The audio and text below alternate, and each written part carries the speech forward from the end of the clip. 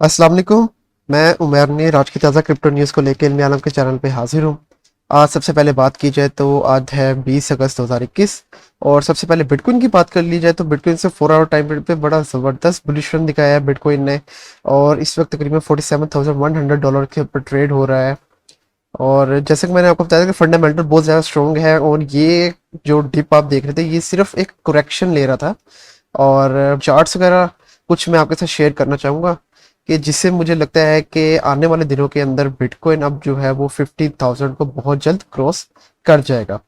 तो इसके बारे में मैं आपके साथ चार्ट शेयर करता चलूँ तो सबसे पहले क्रिप्टो क्वांट की तरफ से एक चार्ट आ रहा है जिसमें वो लोग बता रहे हैं कि 200 मूविंग एवरेज जो है वो अब तकरीबन 27-28 अगस्त को अपने ऑल टाइम हाई पे जाएगा और फिर उसके बाद नीचे आना शुरू कर देगा। ठीक हो गया। तो उसके बारे में उन लोगों ने एक चार्ट की प्रिडिक्शन बनाई है कि जिसके ऊपर वो लोग बता रहे हैं कि तकरीबन 27 और 28 अगस्त को जो 200 MA है बिटकॉइन के चार्ट में तकरीबन डेली टाइम फ्रेम पीरियड पे वो ऑल टाइम हाई पे जाएगा और फिर उसके बाद वो नीचे आना शुरू कर देगा। तो ये एक बड़ा ज़बरदस्त एक एनालिसिस उन लोगों ने किया हुआ है कि जब 200 MA नीचे आना शुरू कर देगा तो जाहिर सी बात है उसकी वैल्यू जो है कैंडल्स जो है वो ऊपर जाना शुरू कर देंगी, जो कि साफ ये जाहिर करता है कि बिटकॉइन की वैल्यू ऊपर जाएगी। इसके अलावा मैं दूसरा चार्ट शेयर करता चलूँ फिर से क्रिप्टो क्वांट की तरफ से कि उन लोगों ने जहाँ पे एनालिसिस किया है 6 आवर चार्ट पे बिटकॉइन के कि उन लोगों ने दो इंडिकेटर्स को यूज़ किया है, एक तो पी और दूसरा RSI। तो ये दो इंडिकेटर्स ये चीज़ शो कर रहे हैं कि बिटकॉइन अब बाय द एंड ऑफ अगस्त $50,000 को जा सकता है या $50,000 को क्रॉस कर सकता है। जैसे कि आप ये RSI के ऊपर भी देख सकते हैं कि इन लोगों ने बताया कि अब बिटकॉइन की जो वैल्यू है वो दोबारा से एक तो जो है ओवरबोर्ड की तरफ जाएगी और ओवरबोर्ड में जाने का मकसद यही है कि बिटकॉइन की वैल्यू अब ज़्यादा होगी और 50,000 लेवल को क्रॉस कर जाएगी। तो ये एक बहुत ज़बरदस्त एनालिसिस है क्रिप्टो क्वांट की तरफ से भी। इसके अलावा एक और चार्ट है, तीसरा चार्ट जो कि मैं आपके साथ शेयर करना चाहता हूँ जो कि ग्लास नोड की तरफ से है कि जहाँ पे वो लोग बता रहे हैं कि जो क्रिप्टो का आउटफ्लो है वो बहुत ज़्यादा हो गया है। और ये आउटफ्लो हम लोगों ने या तो लास्ट ईयर में तकरीबन 2020 में देखा था और इसके बाद इतना बड़ा आउटफ्लो अब हम लोग 2021 में हम लोग देख रहे हैं कि जहाँ पे एक तो आउटफ्लो जो है वो एक्यूमुलेशन की वजह से हो रहे हैं कि मतलब कि लोग बहुत ज़्यादा जमा कर रहे हैं बिटकॉइन को। जैसा कि मैंने आपको पिछले बुलेटिन्स के अंदर भी बताया था कि लोग क्या कर रहे हैं कि वो एक्सचेंजेस से बिटकॉइन को निकलवा के अपने जो हार्डवेयर वॉलेट हैं या सॉफ्टवेयर वॉलेट्स हैं उनके अंदर जो है वो सेफ वगैरह कर रहे हैं। और दूसरा वो लोग कह रहे हैं कि ये एक बुल इम्पल्स है और बुल इम्पल्स का मतलब ये है कि बुल्स ने यहाँ पे क्या किया कि सेव करना शुरू कर दिया है और अब एकदम ही जब वो इनफ्लो करेंगे बिटकॉइन का मतलब कि एक्सचेंजेस के अंदर तो बिटकॉइन की वैल्यू बहुत ज्यादा ऊपर चले जाएगी। तो ये जो चार्ट्स वगैरह मैंने आपके साथ शेयर किए हैं ये ग्लास नोड क्रिप्टो क्वांट की तरफ से है और ये दो क्रिप्टो की ऐसी एनालिटिक कंपनी है जो कि मुख्तलिफ डाटा वगैरह प्रॉपर साइंटिफिक रिसर्च करके शेयर करते हैं। तो ये जो दो मुख्तलिफ कंपनीज के मैंने आपके साथ चार्ट्स वगैरह शेयर किए हैं इन दोनों कंपनीज के मुताबिक नज़र तो यही आ रहा है कि बिटकॉइन जो है बाय द एंड ऑफ अगस्त तकरीबन $50,000 को क्रॉस लाजमी कर जाएगा। ठीक है। अब समटाइम्स क्या होता है कि डाटा और सारी साइज जो है वो कुछ कह रहे होते हैं लेकिन मार्केट आने वाले वक्त में किसी भी तरीके से मूव वगैरह कर सकती है। ठीक है। और हम चूंकि न्यूज़ कास्टर हैं और हम आपके साथ न्यूज़ वगैरह शेयर करते हैं, डाटा शेयर करते हैं जो कि सोशल मीडिया से हम इकट्ठे करते हैं, तो आपने हमारे पे बिलीव नहीं करना। ठीक है। इवन जो डाटा हम आपके साथ शेयर वगैरह कर रहे हैं आपने उसके ऊपर भी बिलीव नहीं करना है और आपने खुद अपना एनालिसिस करके और अपनी खुद रिसर्च वगैरह करके आपने ट्रेडिंग वगैरह करनी है। और खुसूसन अगर आप फ्यूचर ट्रेडिंग वगैरह करें मतलब आप लीवरेज वगैरह लेके ट्रेडिंग वगैरह कर रहे हैं तो आपने खुद से अपना एनालिसिस वगैरह प्रॉपर करना है पहले और फिर आपने ट्रेडिंग वगैरह करनी है क्योंकि हो सकता है कि आने वाले वक्त में ये साइंस वगैरह काम ना करे और बिटकॉइन किसी और तरह से मूव करे। ठीक है। और जैसे कि अभी मैंने आपको चार्ट्स वगैरह से समझा दिया कि बिटकॉइन की वैल्यू जो है 50,000 को क्रॉस कर सकती है, इसी तरह मैं आपके साथ एक न्यूज़ शेयर करना चाहूँगा जो कि आ रही है ग्रे स्केल कंपनी की तरफ से। और ग्रे स्केल कंपनी के बारे में अगर आपको बताता चलूँ तो ये एक तरह की ETF कंपनी है। ETF के बारे में जैसे मैं आपको पहले अपने पिछले न्यूज़ बुलेटिन के अंदर बता चुका हूँ, जैसे कि एक्सचेंजेबल ट्रेडेड फंड मतलब कि जो बड़े बड़े इंस्टीट्यूट्स होते हैं या बड़ी बड़ी जो इन्वेस्टर्स होते हैं वो डायरेक्ट खुद एक्सचेंजेस के ऊपर जाके बिटकॉइन की बाइंग नहीं करते। ठीक है।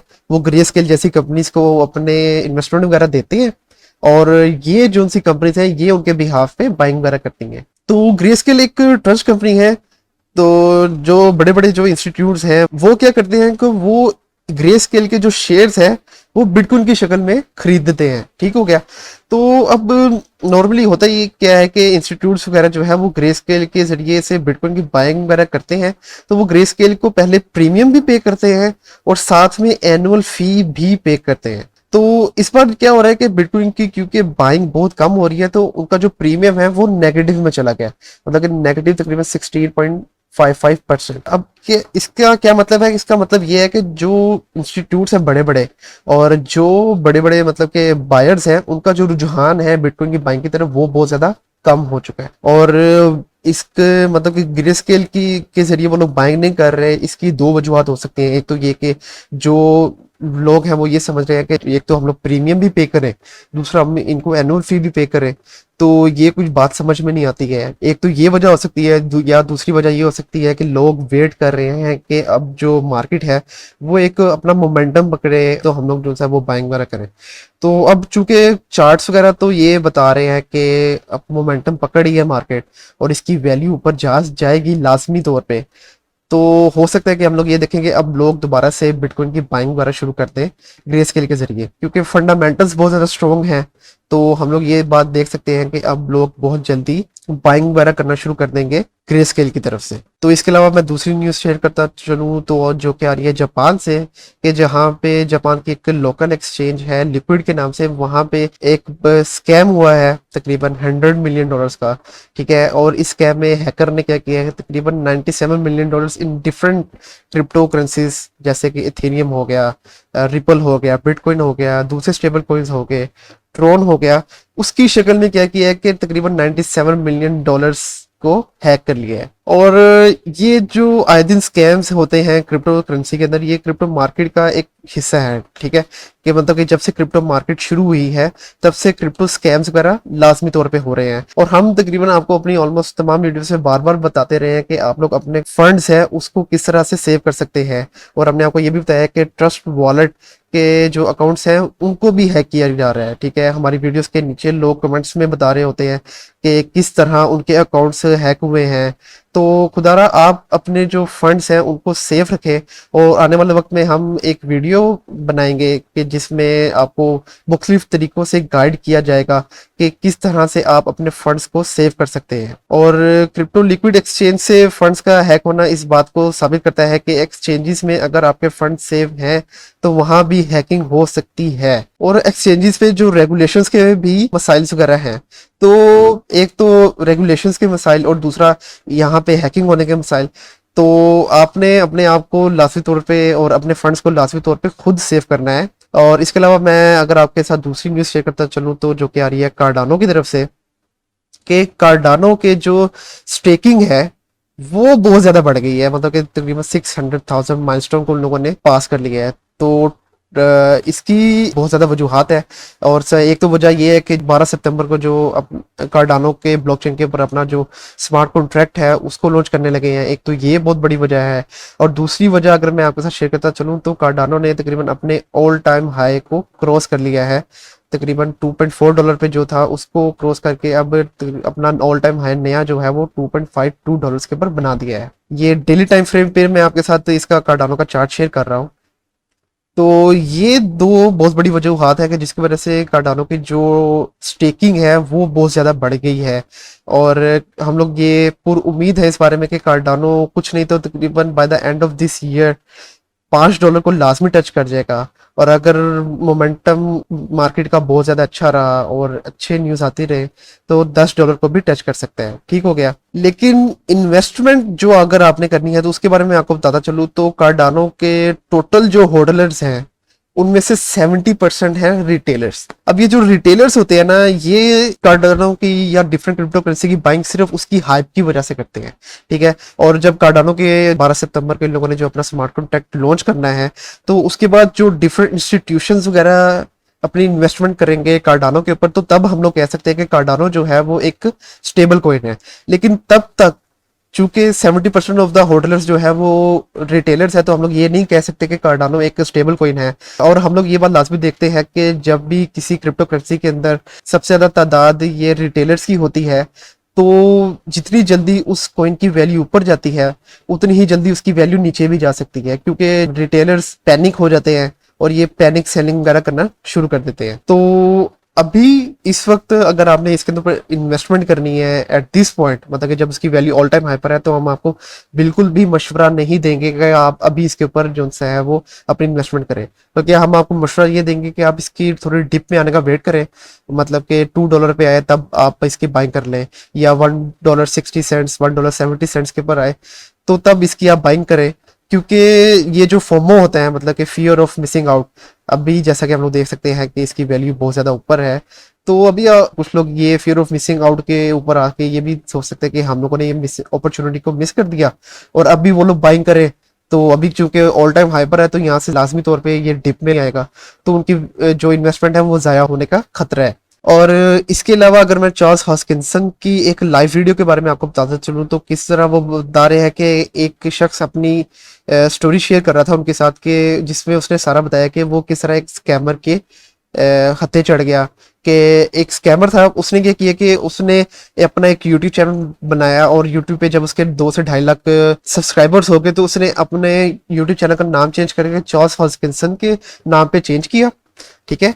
और उसने जो है एक शख्स को अप्रोच किया और उसको कहा कि किस तरह अगर वो मुझे अपने कार्डानो जो कॉइन्स हैं वो शेयर करेगा, मतलब कि 50,000 कार्डानो शेयर करे, तो मैं उसको जो है डबल करके वापस इसको दे दूंगा। तो वो शख्स कहता कि यार चार्ल्स हॉस्किंसन और ओरिजिनल अकाउंट, तो उसने क्या किया कि उसने अपने 50,000 कार्डानो जो है वो उस शख्स को दे दिए और उस शख्स ने उसको ब्लॉक वगैरह कर दिया। ठीक है। तो अपने इन स्कैम से अपने आप को बहुत ज्यादा महफूज रखना है। ठीक हो गया। तो अब किसी भी तरह जो है वो स्कैमर आपको अप्रोच कर सकता है, किसी आर्टिकल के जरिए आपको अप्रोच कर सकता है, या इसी तरह यूट्यूब पे अपने नाम वगैरह चेंज करके आपको जो है अप्रोच कर सकता है। तो आपने किसी भी तरह के लालच में नहीं आना कि यार अगर मैं अपने कोई इसके साथ शेयर करूंगा या अगर अपने कोई से इसके साथ शेयर नहीं करूंगा तो वो हो सकता है आपसे अपने आपके वॉलेट्स की प्राइवेट कीज वगैरह जो है वो मांगना शुरू कर दे। तो आपने लाजमी तौर पे वो शेयर नहीं करनी है और लाजमी तौर पे अपने कॉइन्स है वो सेंड नहीं करने हैं कि भाई साहब हम लोगों को डबल होकर मिल जाएंगे। तो इस तरह के स्कैमर्स से भी अपने आप को आपने सेफ लाजमी तौर पे रखना है। ठीक हो गया। इसके बाद अगर मैं आपके साथ आखिरी न्यूज शेयर करता चलूं तो रिपल और एसईसी का जो भड्डा चल रहा है कि वहां से न्यूज आ रही है कि जहां पे एसईसी ने क्या किया था कि एसईसी ने कहा था कि रिपल के जो स्लैक कम्युनिकेशन हुई है वो तमाम मैसेजेस जो है वो प्रोवाइड किए जाए। तो उसमें रिपल का जो रिप्लाई है वो आ गया है। तो रिपल कह रही है कि इस ये बहुत मुश्किल काम है और इसके ऊपर जो है एक तो पैसे बहुत ज्यादा लगेंगे, मतलब कि $1 मिलियन जो है इसके ऊपर टोटल कॉस्ट आ सकती है, और दूसरा इसके ऊपर टाइम जो है वो बहुत ज्यादा लगेगा, तकरीबन जो है 12 से 15 वीक्स का जो टाइम है वो लग सकता है। तो ये दो वजूहात की बिना पर रिपल ने मना कर दिया कि वो लोग अपने जो स्लैक कम्युनिकेशन है वो प्रोवाइड नहीं करेंगे एसईसी को। तो ये जो मसला है इसके ऊपर हम लोगों ने लाजमी तौर पे देखना है कि एसईसी रिपल को सिक्योरिटी डिक्लेयर करती है या सिक्योरिटी डिक्लेयर नहीं करती है। क्योंकि अगर सिक्योरिटी डिक्लेयर करेगी, जैसा कि मैं आपको पहले भी अपने बुलेटिन के अंदर बता चुका हूँ, तो सिक्योरिटी डिक्लेयर करने के बाद जो रिपल की वैल्यू हम लोग देख सकते हैं कि वो काफी ज्यादा गिर जाएगी। और अगर समहाउ रिपल ये केस है वो जीत जाती है तो बाकी जो दूसरे क्रिप्टो करेंसीज हैं उनको पता लग जाएगा, क्योंकि उन लोगों ने एसईसी के खिलाफ अपने जो केसेस है वो किस तरह जीतने हैं। तो ये रिप्लाई के आने के बाद अब हम लोग देखते हैं कि एसईसी किस तरह से अब इस बात का रिपल को रिप्लाई देता है, तो उसके ऊपर हम भी प्रॉपर नजर रखते हैं और आपको इसके ऊपर प्रॉपरली अपडेट रखा जाएगा। तो उम्मीद करता हूँ आपको आज का न्यूज़ बुलेटिन अच्छा लगा होगा। कल तक के लिए इजाजत दीजिए। अल्लाह हाफिज।